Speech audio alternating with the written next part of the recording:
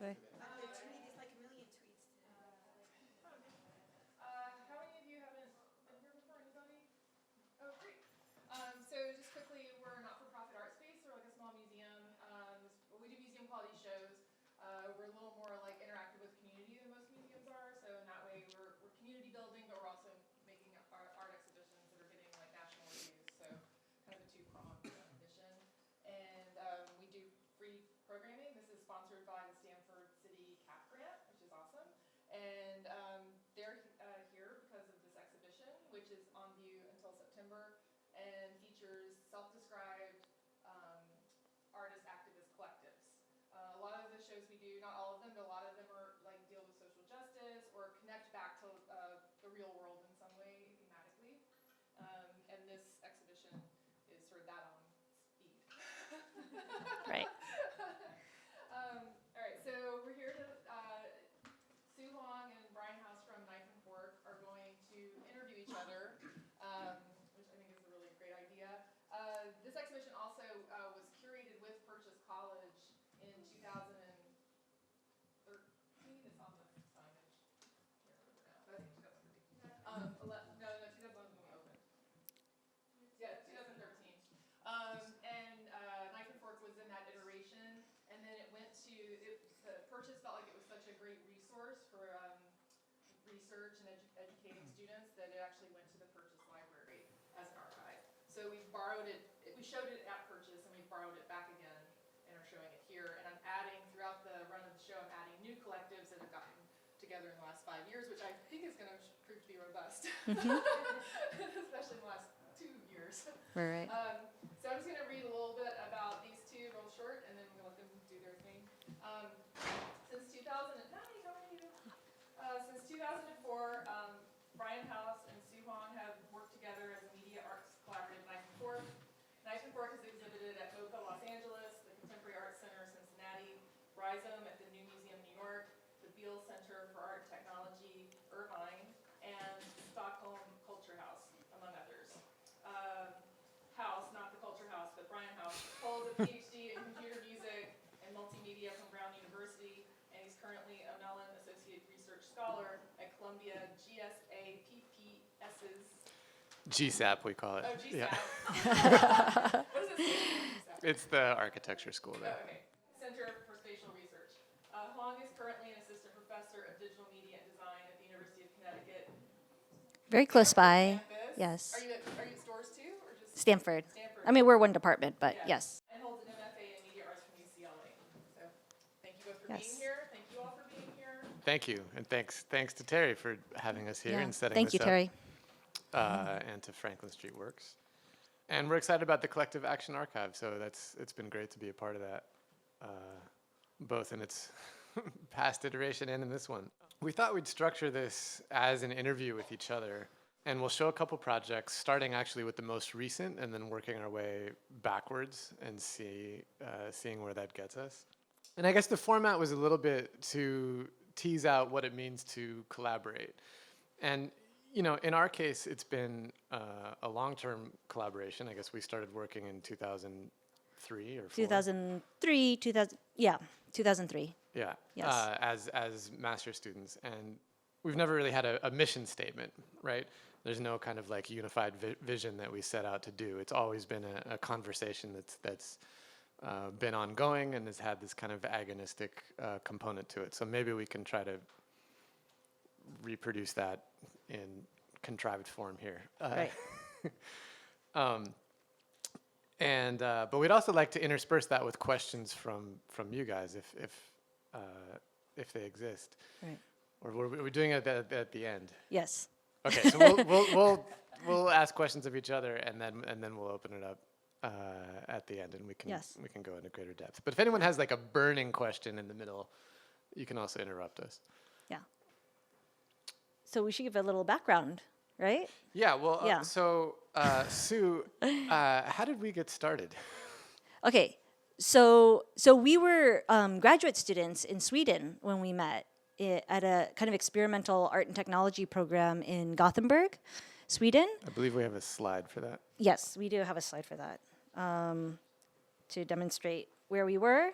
There it is. In Sweden. It's called Göteborg, and I think Brian took a year of Swedish, and I think I took 2 years of Swedish, so we know a little bit of Swedish, and so we were, kind of like making projects there and hanging out and experimenting a lot, and then we did a project together for a class, and then that kind of turned into a project for the Culture House, which is called Kulturhuset in Stockholm, which was, a really big venue and really exciting for us as like young students. And so I think we said, let's start a collective, an artist collective, and we were in drawing class, I remember at that time, and so we were like, we need to come up with a name, like a kind of like a band name, And so we threw around some names, and then I can't remember who came up with the name, but somebody said Knife and Fork, and that was it. So it was a kind of specific stuck. reference to the implement that we were always served food with, which in Sweden was common, that it was a fork with a serrated edge. Right. So there was like an original knife and fork. Right. I thought it was a one-word kind of thing until someone asked us, like, who's the knife and who's the fork. I was about to say, no, it's not like that. And then she immediately jumped in and said, I'm the knife because I'm sharper. Right. Okay. I still stick to that. Yeah. Yeah. I think that leads us well into our first project because we started in Europe and then we came back to the US, both of us separately. Brian was in New York, I was in LA. Ultimately, our most recent project was actually in Europe, in Scotland. And so that brought us back to Europe in 2016. And that brought us to our most recent project, which is called Oh Dear Me. Should I summarize? Yeah, you summarize. So this piece was for the Neon Digital Arts Festival in Dundee, and it's a site-specific work. This area of the city, Dundee, which is kind of like the third largest city in Scotland, was a post-industrial environment that used to be textile mills. Those structures still exist and are other things. So we wanted to engage in the landscape of that to a certain extent, and also work in this mode of looking at the kind of tension between digital and physicalized modes of being.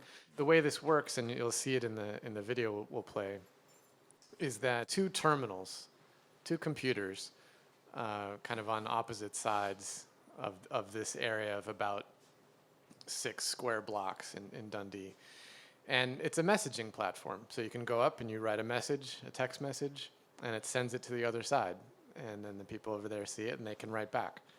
The concept, though, is that the way the message is transmit between the 2 points is through a chain of musicians. So the message is translated or converted into music on one side, and then the musicians play it and pass it by ear in these kind of fragments through this chain, kind of a game of telephone around this post-industrial area of Dundee. And then on the other side, there's someone who hears that and clicks it into an interface as music, which it then converts back into the text. And so we have a video to show you guys.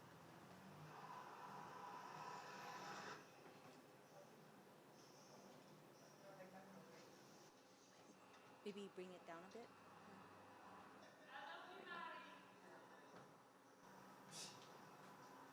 All right, that is not part of the That's fine.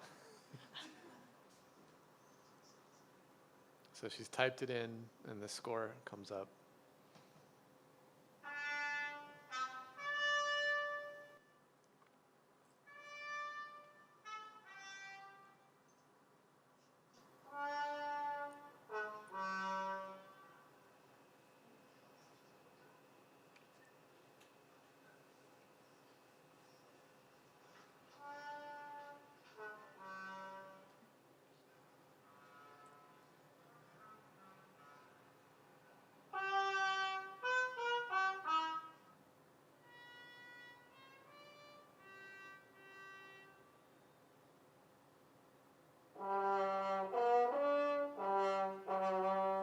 First note was not right.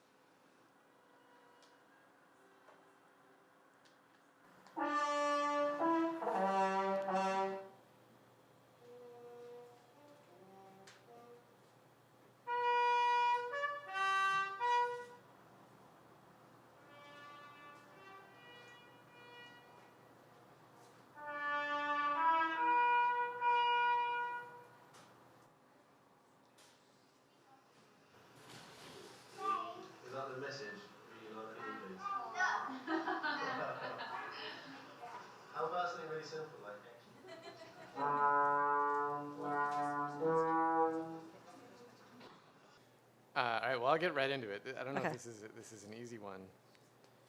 Well, okay, I'll start with this. So it was interesting in doing this piece in the context of this digital media festival, and they had a little video that showed that was like promoting the festival, and it was all these things with digital lights and high tech looking things and whatever else, and then there's this guy playing a trombone in the middle of it. It's like, which of these projects does not belong? Yeah, do you feel that that's an intentional contrast that we've created in our work, or how did we end up in such a position that we were making work different from the context when we were working? Well, so I think it's interesting because when we started out in 2003, 2004,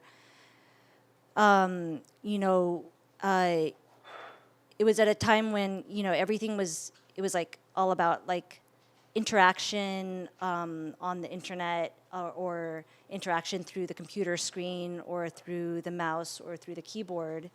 And I think our first project was actually on these handheld PDAs so people were walking around with these PDAs, and it was like there's like this technical interface. And I think because we did that for a while, I think there was a kind of like impetus to move away from that. And we talked about that a lot, like kind of thinking about how do we work with technology, which was kind of like our native tool, to speak, for making creative work. But how do we work with that stuff without making it the everything, like the core focus of the work, so that like all you see when you see the work is a screen, right? Like we were thinking like, how can we go beyond that? How can we interface that with the physical world in a way that's meaningful, in a way that still speaks to the technology as a medium, but which is really, speaking to kind of conceptual ideas that we were working with, so that the technology wasn't like the end focus of the projects. And so I think, this project is a good representation of kind of like where we ended up with that kind of thinking, which was, none of this project would have existed without that coding and without that media interface.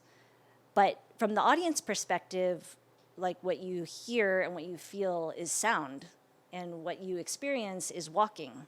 And so these are all like very analog spaces to be in, but they wouldn't simultaneously they would not exist without having had that computer behind the scenes driving the project, right? What do you think? Yeah. What do you think? Yeah, I think so. I think there's also an aspect of taking maybe the logics of the digital and shifting them into another kind of medium or construction to expose those, or to not take them for granted or take them at face value. So, we definitely take for granted sending a text message to someone else and it pops up on their phone. Well, there's actually a lot of infrastructure between points A and B that is performed in some way. So this one, for me is it is about kind of making that performance explicit, or even that kind of labor explicit. Yeah. That you can see it happening, and then maybe there's a point where you kind of reflect back, like, oh, how does that work normally? Like, what kinds of material interactions are there? Right. And I think that also kind of like leads to one of the questions I had for you, which was that actually the concept of this project came out of one of our really early student workshops that we did when we were like around like 24 or something, right? Oh yeah. You remember? Okay. So we had Yeah. done this workshop that was a kind of a communications workshop, working with just like tree branches and lights to think about like how you can kind of structure communication over long distances just using these like very basic technologies. Well, you have to set it up a little bit. We're in the middle of like rural Sweden. And, Right. and In the there's- woods. In the woods. Right. And no one knows each other, and they just kind of, dumped us there. And Yeah. then it's like, okay, like you can't cross these boundaries, but you need to communicate with each other. Right. How does that work? Right. So everyone kind of had to come up with different Right. signaling schemes and things. So the project Yeah. kind of came out of that original concept. Yeah, So right. I was wondering, like, what you think? Like, why do you think we've come back to that idea like many times? Like, what do you think it was that brought us back to that concept so many times? Like, what was appealing or interesting about that? Yeah, that's interesting. It has this like kind of survivalist vibe to that too. It's kind of like, I wonder in these times where we're contemplating various versions of apocalypse and whatnot, and it's like okay, my entire like professional life has been constructed around laptops, which are very like complicated to manufacture and might not be around. So if I'm in a post-apocalypse situation, like what kind of tools do I have at my disposal? What what have I learned from this reality that might be applicable to one without the tools that I depend on? And maybe it is not to reiterate my previous answer, but to think about those ideas of encoding or language or logic that are not necessarily embodied in the digital tools that can exist in other mediums. And maybe there's some beautiful aspects of when they're in other mediums, Right. such as those towers. Yeah. Right.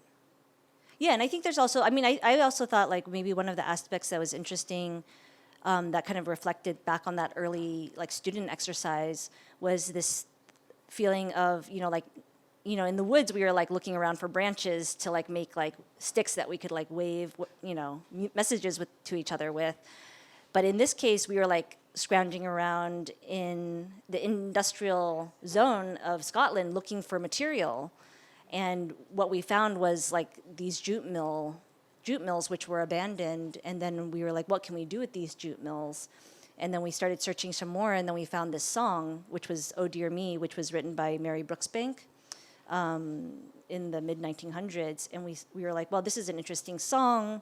How can we use this song to communicate across this like land and like send these messages? And so in a sense, it was similar in that sense of like kind of like looking for what was around us and how can we make this project out of the materials that are surrounding us. Right? That's a good point. Maybe that Yeah. was an intro to thinking about site-specific work Right. in that sense. You're right. Yeah. And on that note, the other question I was going to ask actually was that we learned after we had conceived the project and recruited musicians, we actually learned then that brass bands were associated with working class protest Right. in this region. And of course, yeah, the jute mill song that is the musical source that we've kind of the messages are encoded by chopping up that song in different ways. That's where the kind of information is. So there is this kind of social consciousness embedded in this piece. What was the question? I guess is there protest in this piece, or how do you think that those kind of social issues show up in our work or don't? Right. Well, I think you're right. I mean, when we were, looking at the instruments that we were going to have, we were thinking about like the trumpets being a kind of, like the trumpet traditionally was a kind of like messenger instrument that would, That was make a call to, to arms or to an emergency, or they would notify. It was like a way of notifying people of something that was urgent.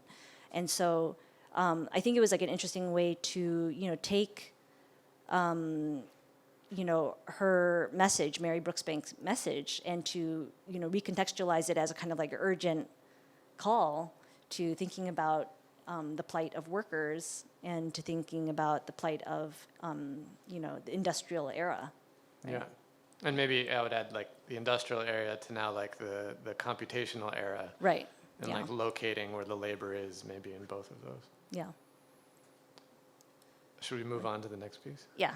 Let's move on to the next piece. Right. So the next work we're going to talk about is Arrangement for Building. Arrangement for Building was a piece that we did for the CAC, which is the Contemporary Art Center in Cincinnati. It was a commissioned work that we made for an exhibition called Buildering, which was really celebrating the architecture of the CAC building, which is a very well-known building that was designed by the late architect Zaha Hadid. And when they asked us to come in and make a piece for the building, they had seen some of our past work and they were interested, and they said, what can you guys come up with? And so we were like, okay, let's go take a look at the building and see what we see. And so when we're walking around the building, one of the interesting things about the building is like the really long black staircases that run and cut through the center of the building and lead up through the different floors of the gallery spaces. And the whole center of the space is really open, and it's open to sound.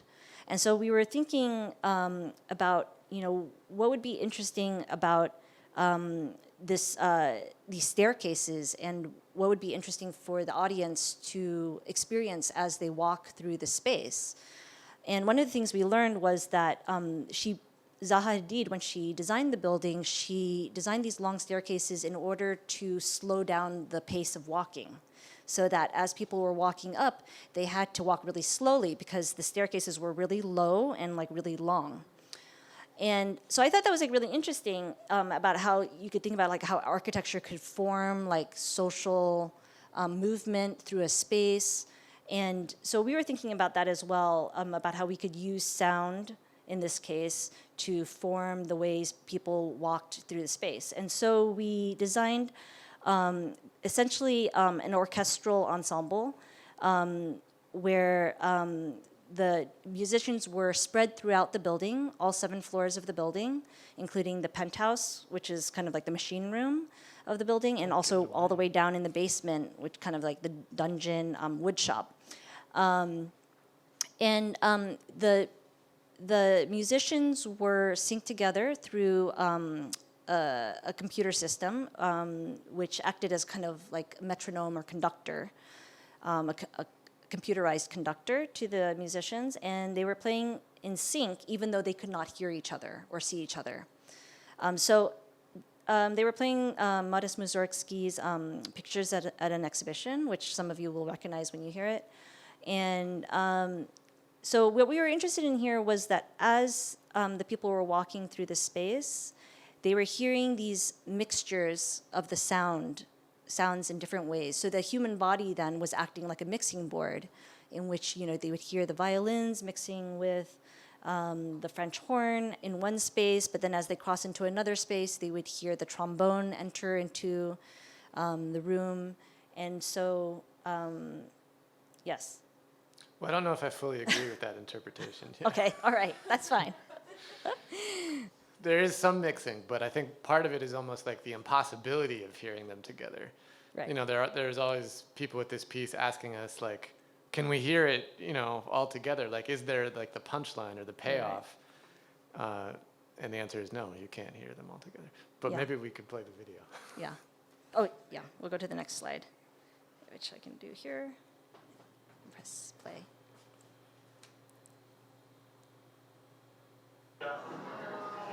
Well, he's the beginning notes of the piece. Yeah. The trumpet. I want to go there. I'll start down the bottom.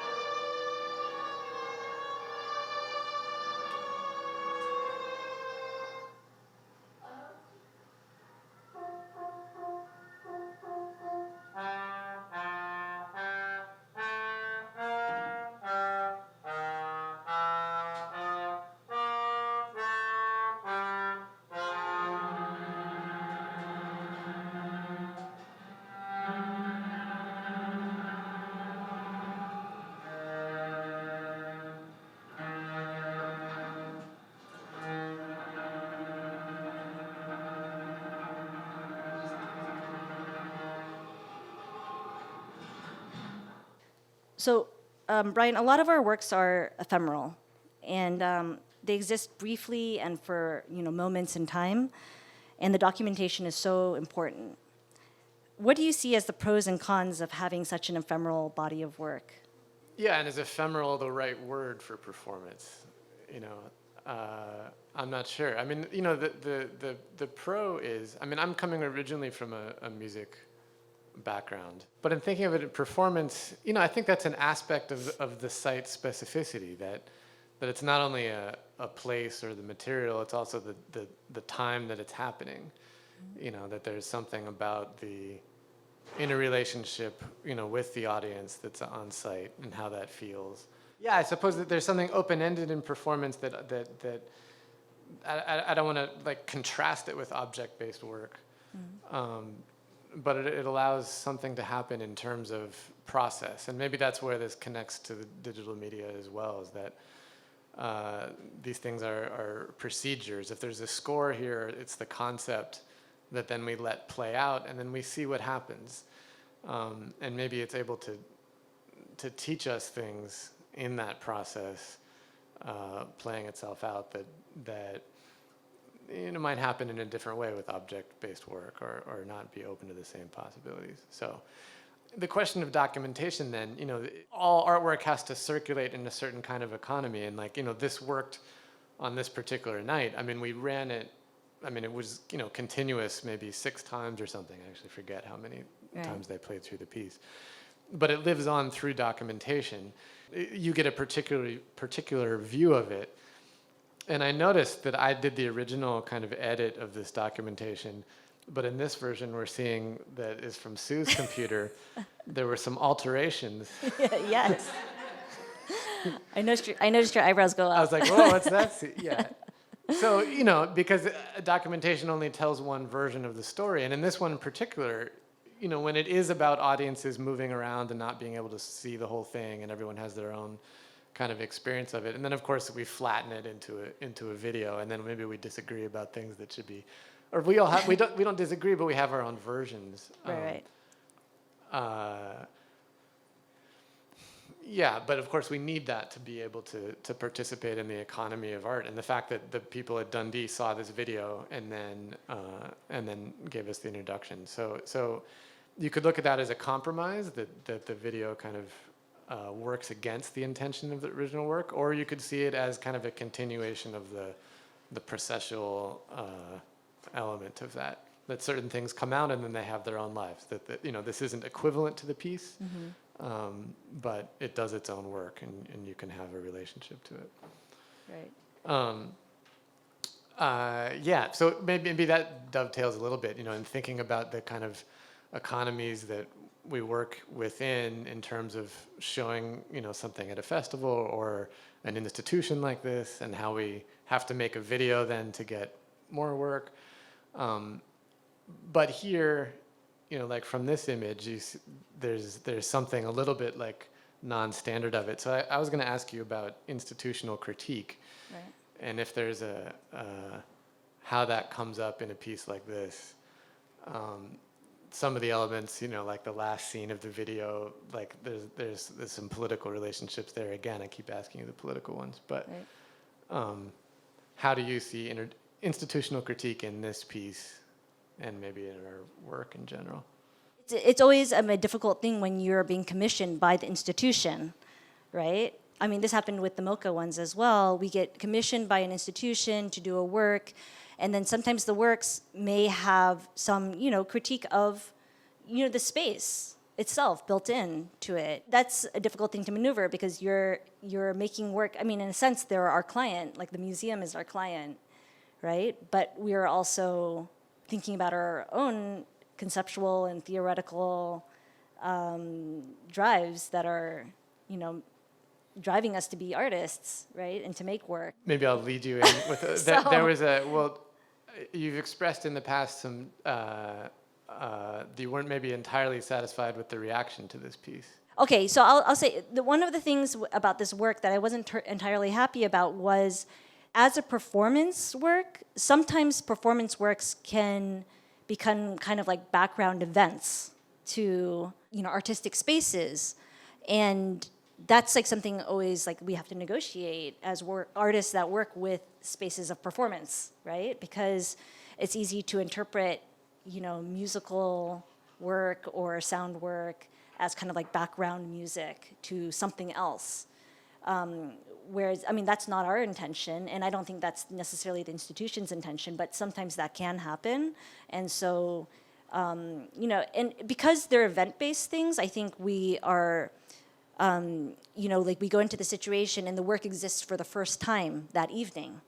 So there's always like surprises. There's always things that we didn't expect, especially with audience members. Like you don't know what kind of audience is going to show up. So you don't know what's going to happen. And so the audience brings that work to life in a sense, but also the audience can do things with the work that you didn't expect or didn't like or didn't want. But that is what it is. And so I think that's part of the, that is part of the magic of doing live event-based work, and also the, the things that might be kind of annoying sometimes, right? Yeah.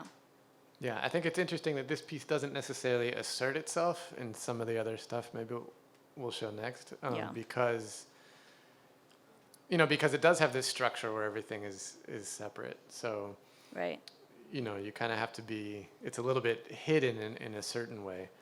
And actually another comment on this documentation, like you don't see enough of the audience in the documentation, even though that was kind of like the key element. Right. That was one of the interesting things we realized when we were doing it, was that we spoke with the person who was documenting, and he was like, I'm like working really hard to make sure that there's nobody in the audience in the documentation.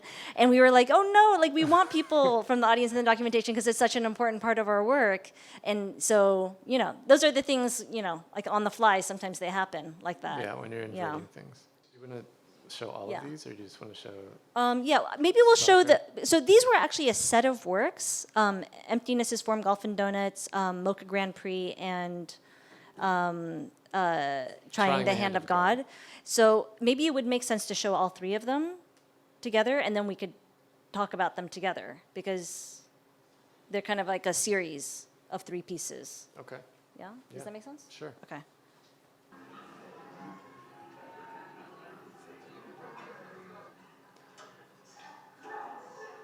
We took the museum and turned it into a mini golf course.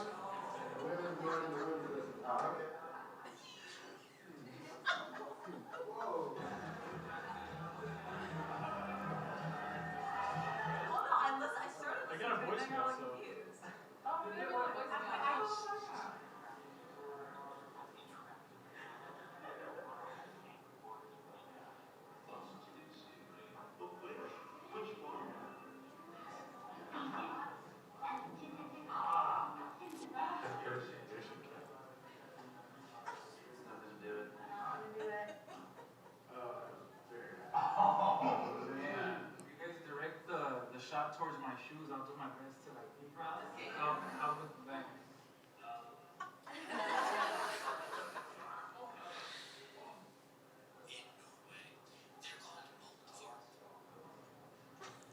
So when you scored, you would get a phone call.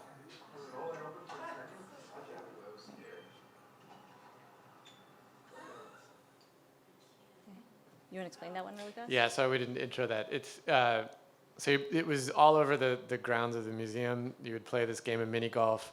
There were RFIDs in the balls, so we know when you would score, and then you'd get a phone call, and it would be some meditation about emptiness or holes or whatever. And then simultaneously, it would trigger a donut chef in the atrium to make a donut hole. Yeah. Right. This was at Mocha in Los Angeles. Yeah. Yeah. Okay, so we'll go back to the maps really quick. I mean, this is the map of the holes. All the different holes. All the different holes in the museum. And so we went through the whole museum except for the gallery spaces. So it was like everywhere except the gallery spaces, like the storage rooms, the offices, the boardroom. A certain kind of inversion. Yeah. The sculpture plaza. This is the second piece in the series, called Trying the Hand of God. And this was a piece that we made when we were, I guess I would call this our sports era. So this the sports period. So this was a piece that we made that was based on the infamous Hand of God play that Diego Maradona did in the 1986 World Cup, which was a handball which allowed Argentina to win the game and eventually the World Cup. So we're interested in this idea of like chance, or like how like little things that happen in life can trigger other things to happen and bigger things to happen. And so we thought it would be interesting to see, like, can we recreate that moment, or how difficult would it be to recreate that moment? And then let's like do it in repetition and see what happens when we do that.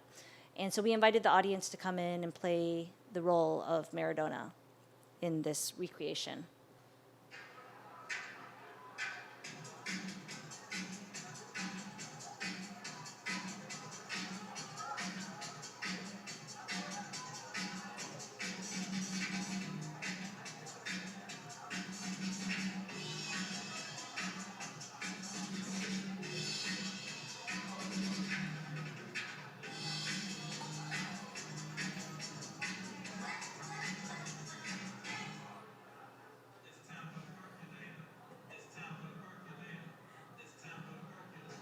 Ladies and gentlemen, welcome to Azteca Stadium in beautiful Mexico City for this quarterfinal match between Argentina and England. This is the 1986 FIFA World Cup.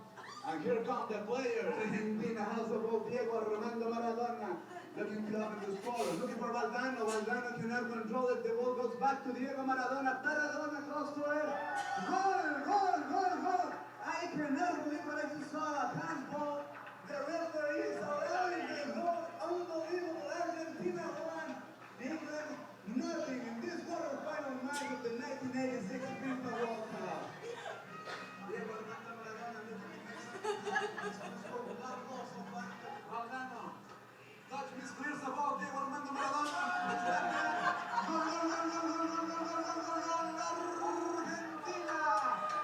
Argentina won. England nothing. The referee. Defending Maradona. Maradona looking for Valdano. Family clearing the ball into the stand.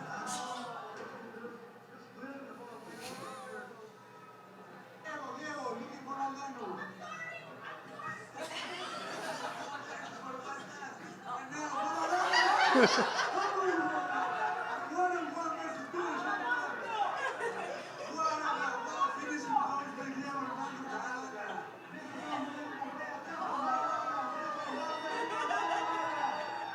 And now Maradona.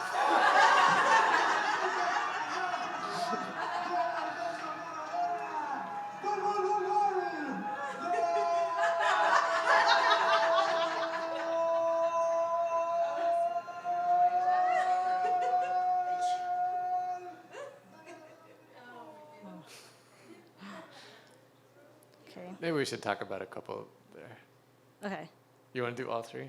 Maybe all three. Okay, we'll do Okay. all three. This is the people like lined up to, so everybody got a jersey in order to play Maradona. Okay. And then, So the final in this series, this is the only one where we got to use the galleries themselves at MoCo, which was exciting. But we didn't let anyone go into the galleries. We just had remote control race cars going through. And so the audience was then outside in the same courtyard playing at kind of video game interfaces as though they were playing racing game video games. But it was actually real cars going through the gallery. yeah, Is that fair? Yeah. yes. Okay.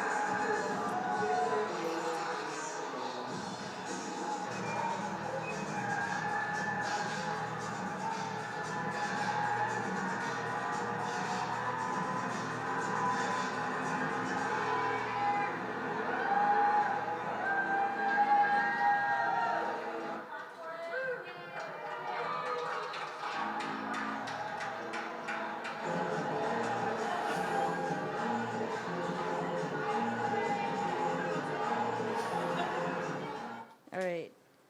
So I forgot who, All right, who who's had the next first? question. Yeah. I think the soccer one was my most favorite piece ever. The cars was definitely the most exhausting piece Oh my we ever gosh. did. That was, yeah. We made those from scratch. Sue's electronics abilities are amazing.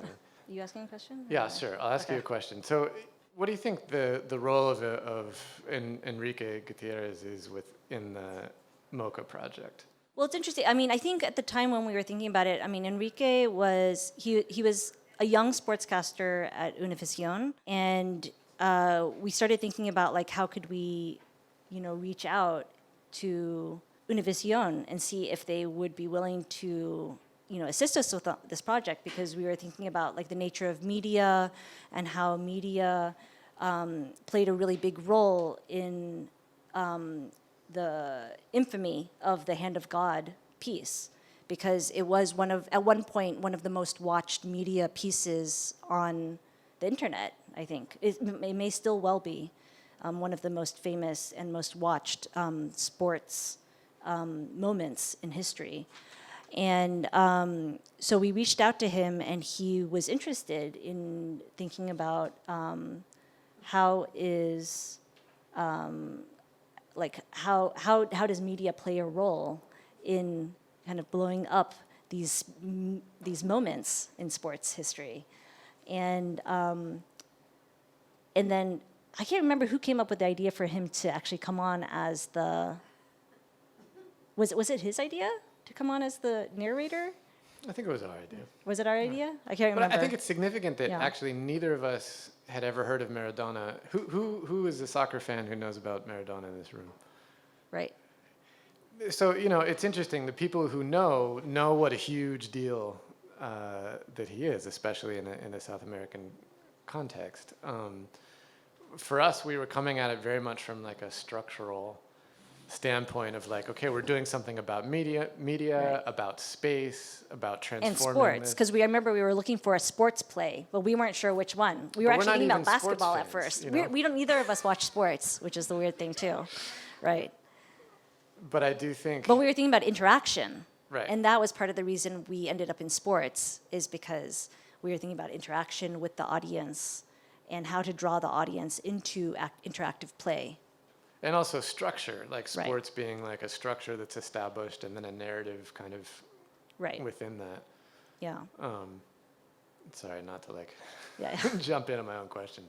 But in a way, I think it required his participation in the piece for someone who like really did know the history and was connected to be able, if we were the structure people, he was like the narrative person that was able to, Right. tie And that he, together. because he really knew everything about, he informed us about everything about that play, yeah. the history of the play and where it happened and how it happened, and yeah. Should I ask you my question? Yeah, okay. Okay. You brought up something very interesting, which was that we were interested in these like sports structures, and that kind of came out of narrative. And we haven't really gotten to like too much of the narrative stuff yet, but I mean, this work and these three works, I mean, in my brain, like they're sports works, but in my heart, they're narrative works. Because, I mean, we came out of this history of interactive and experimental narratives. And so when I see these pieces, I still think of them as coming out of that history that we had with working with interactive and experimental narratives. But we moved away from those explicit narratives. And so in what ways do you think that narrative still influences our work or influence these works? And do you still see that as important for you or for us or for our work? Yeah, well, you know, that's interesting. So I mean, I guess what Sue's referencing in our early pieces, yeah, we're much more like language driven, I guess. Text driven. Text driven. Yeah. You know, and there is, I mean, I think when it comes to computers, you know, and new media, it's usually situated within either kind of a cinema studies kind of realm or in kind of like a hypertext, nonlinear narrative kind of approach to things. But honestly, these pieces felt incredibly freeing to me, Yeah. and I think is carried on in all the work we've done and I've done since, actually, in getting away from that. Not to disparage those frameworks, but to me, it really taught me about the value of kind of the physical body in performance in the space, and the things that would come up within that maybe weren't accounted for in the structures, and to learn from that. So I mean, the soccer piece was interesting to me because in the moment that it was happening, there was a point where I actually just didn't have anything to do. You know, like we had hired all the people, and the thing was just unfolding. And that was really kind of a powerful moment for me to then, and then I participated. You know, to like let these things have a life, and to let them absorb, you know, the way in which other histories could come into them and inform them and change them, to me felt very valuable, I guess. Yeah. And just to jump in way. there, Yeah. to answer my own question, Yeah.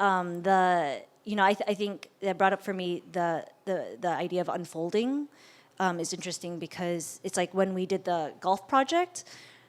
I mean, we threw that project together in like 4 weeks or 3 weeks, and it was just like such a rush. And then like it was like all these people showed up. It was like 2,000 people or something, and it was like crazy. And people were so excited to go all over the museum in the places that they had never been allowed to go before. For one day. And you know, I just remember sitting in the theater seats, like totally exhausted, and people were just going everywhere. And the security guards could like barely contain people. And people were like, you know, swinging the golf clubs like they were driving them like across, like the museum, like they were. I mean, these were like putting clubs, right? This was a mini golf course, but people were like sending those golf balls like all over the place. And then they got down into the basements, which were the storage areas, and the storage areas are really, you know, they're really blocked off, and there's a high security down there, and there's the security rooms, and people were like looking into everything. And then they were trying to take pictures of everything. And the security guards, we were like, we're so sorry, you know, like this is like really, you know. But the security guards were like, oh, this is like the most fun we've ever had. Like, and I thought it was like interesting how like the audience really just took the concept and ran with it. And it was so interesting to see. And it's really like theater in a way, where, you know, it's like you practice and you do the set design and you set everything up, but you really don't know what's going to happen until the night that it actually happens. And that's like the magic moment when, you know, hopefully everything comes together, and there's that moment where everybody's excited, and there's like a moment of epiphany, or there's like, you know, moments where everything connects, and there's a connection between, you know, the artist and the audience and the performers, and yeah. Yeah, I'm remembering, you know, from you describing that actually I would say the most audience engagement, the most successful of these in terms of that was the golf piece, with the soccer one kind of in the middle, and I think the least successful was the cars.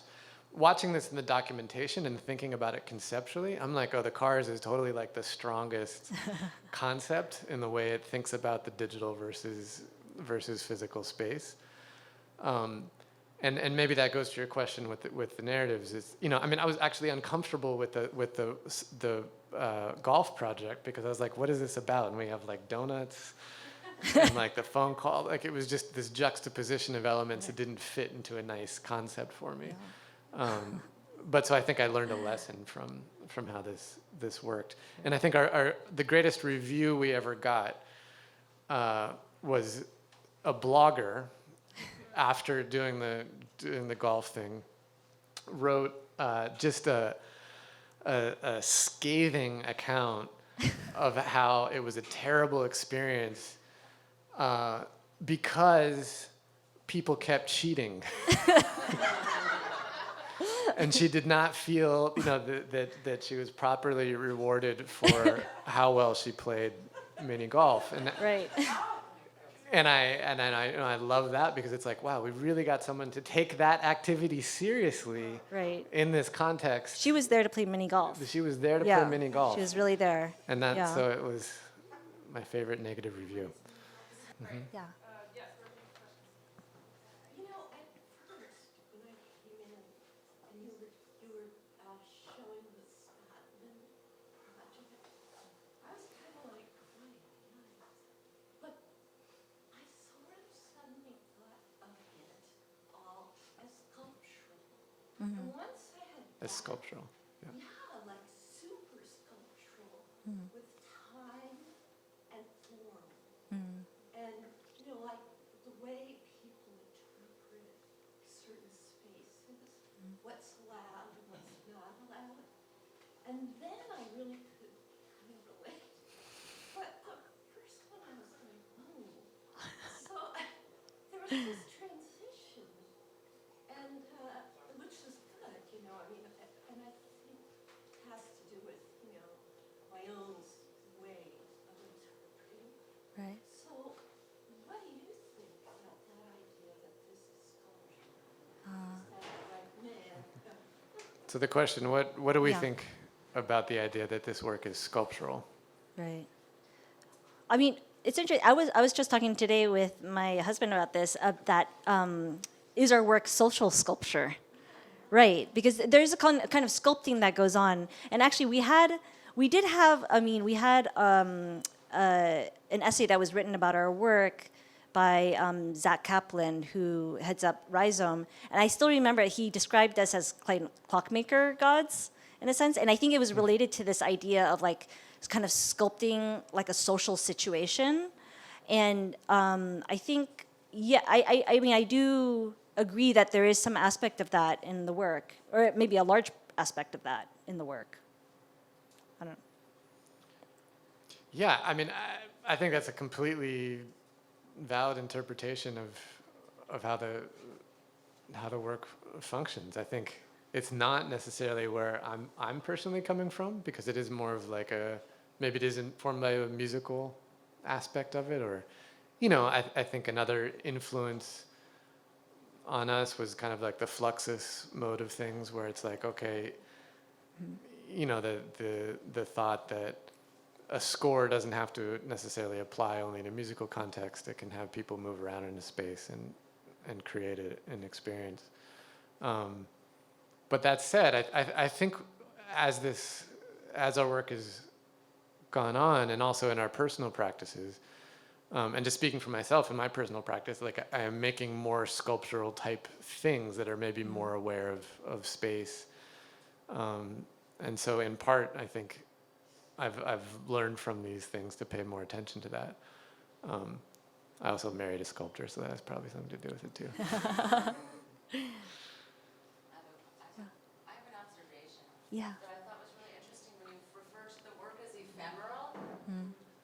But you know, the word ephemera in the auction market means objects you take away from the event, you know, whatever it is. It could be a poster, it could be just like a piece of dust, whatever it is, you know.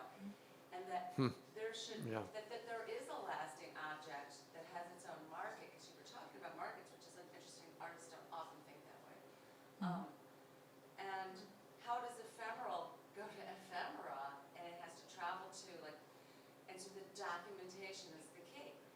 that that's what is the important thing, is because it's the people in the room seeing your event that are gonna tell everyone. That's how it gets out. It is the people in the room at the event, right? Everything else sort of stems out from that. And so whatever you get, like, I'm just trying to connect with what you said, and I thought it was really interesting. On language, that was really an interesting point Yeah. to make Right. to you guys. Yeah. And then the other thing I wanted to say from the beginning was when you talked about having, whether a viewer sees the mechanics behind the technical aspect of it, and I could feel that you want them to know about that because that's what you're doing, is that you're creating it through this. But that the people in Dundee, is it, Yeah. didn't see any of that, they would never in a million years really think that that was happening, is the perfect example or re-example of when Matisse said, the things that are the easiest things that you see, the lie, all the work that went behind how facile that is to see. And there's this kind of like a sadness to that for the artist, I think, but I'm saying that that's job well done. You know, that's how I also see it. So that's my commentary. So Thanks. Thank you. Thank Appreciate you. that a lot, actually. Yeah. Thanks. I mean, if I could just make a quick comment back, I was thinking recently about like the documentation aspect of the work, because I mean we've talked about documentation for a very long time, as long as we've been making work, and recently I've been seeing the documentation.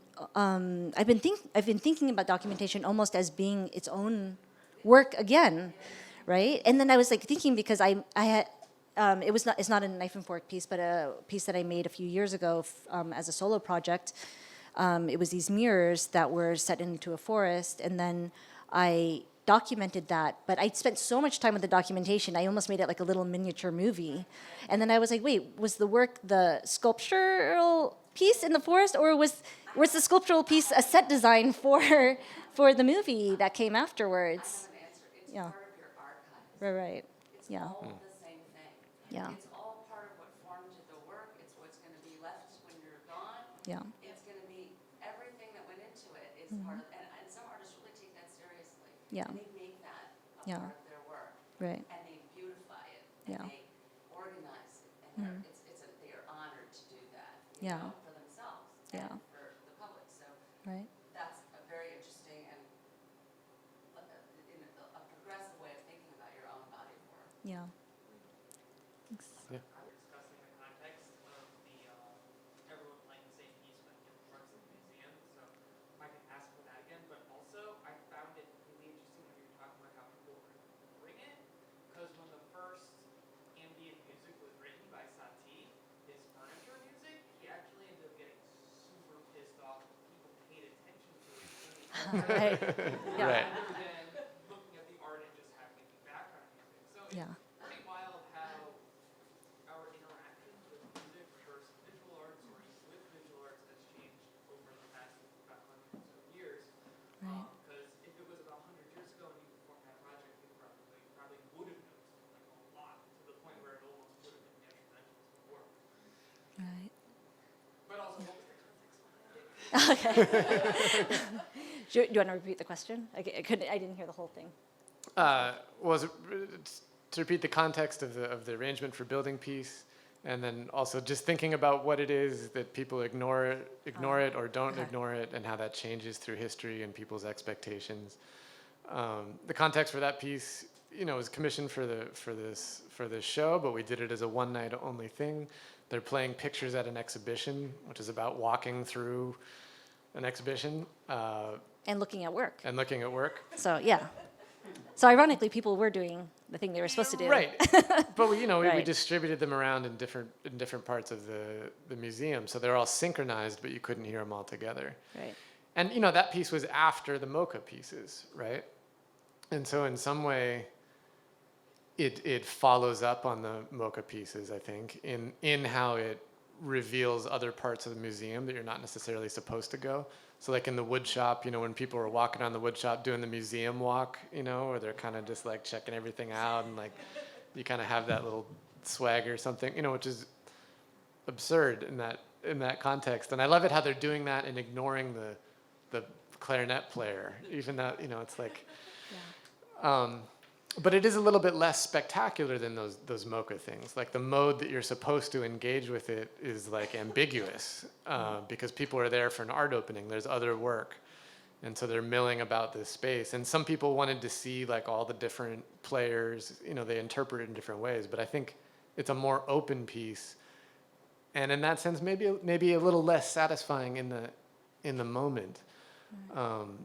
But I think, yeah, I don't know. I think equally as strong somehow. Okay, yeah. So when you did that piece, did you do a catalog, and so the people who were seeing it would know where the players were distributed throughout the museum? Yeah. And also, did you try to explain what you were trying to do with the piece? So the piece had a brochure which had an explanation on one side and then a map on the other side. So that's another thing that we didn't really talk about with our work, but like a lot of our pieces have maps. Actually, like most of them have maps of some sort or some sort of mapping device, sometimes just for us, but sometimes also for the audience. And so that particular one did have one. So people were walking around looking for these spaces. Also include some hint as to what you were trying to convey? I think the description touched upon it. Well, you know, I think it's interesting in that one because there's a literal thing that's happening that we wanted people to understand the mechanism that like, okay, they're synchronized and they're playing this song. As to what is trying to be conveyed in that, you know, I think there is some questions that we didn't ask. You know, there's an institutional critique angle. There's something about that piece that's expressing something about the internet and how we interact in, you know, over network spaces. I think there's several different interpretations you could take there. It's not a didactic piece in that sense. So I don't know that we led anyone into any particular understanding of it. Yeah. Well, with that piece, it's just my impression, but and I don't know how that, I mean, I guess the both of you have different emotions with regard to each piece that you do. Yeah. Whether that's intentional or you can't control the outcome, but when you Right. described it, I felt that you had some melancholy with regard to the audience outcome of it. And maybe that's a message of the piece because of the digital effect on technology, the loss of, you know, and then the way you took apart an orchestra, Right. you know, and set it throughout so there's singular people who would normally be sitting together. And Right. the starkness of it is Right. just so, you know, when you told us, it's Right. like, Right. and I don't know if that's how you know. Well, I think that's one of the interesting things about doing this kind of work is that, you know, we're in a museum. People know how to behave in a museum. We're in, you know, we're doing an orchestra. People know how to behave in an orchestra. But people don't know how to behave when you combine the two things. So that's the interesting thing. It's like, it's the same thing with the golfing, right? It's like people know what to do on a mini golf course and people know what to do in a museum. But so that's the interesting thing we're exploring is like, what do you do when you mash up those two things, right? Will be bad. Right. In a museum, and Right. Right. so it's like you made Ocean's 12, whichever one was in Florence or Venice, and you let them run through, like almost look where they hide the art, you know. Yeah. And it's just like, we're not supposed to be here. So it's Right. like mayhem. Right. Well, I think it really unleashes something in people when there's that moment where they're like, oh, we're in a kind of like liminal space between, you know, Yeah, the flux. yeah, we're in a space where there's no set rules. In a sense, there's no understood, known rules, right? Yeah. Sue, I just want to say that I am so grateful that I had the opportunity to study under you Oh. semester at UConn. Thank you, Doreen. Because I love art in so many different aspects, but I never really thought about sound installations as a form of art. Yeah. And there's so many great conversations going on here tonight. And I love the fact that you mentioned, you know, is documentation a form of art? Because, you know, sound alone, you know, we hear it, it's gone.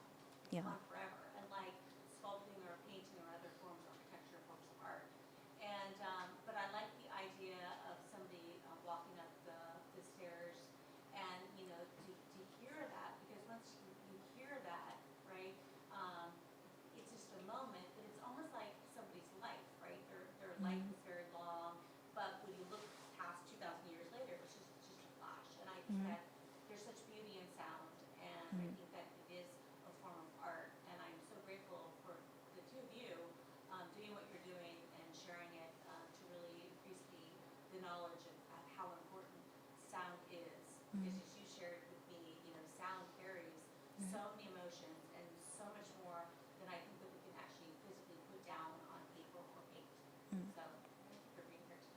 Thanks for the comment, Doreen. That's a great place to start. Yeah.